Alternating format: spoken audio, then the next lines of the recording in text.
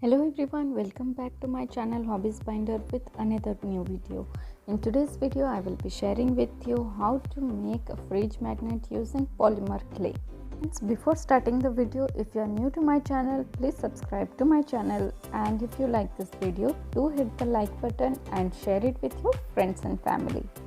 So friends, for making this beautiful cute fridge magnet, I have used MDF coaster and cold porcelain clay or a polymer clay. Let's start the video.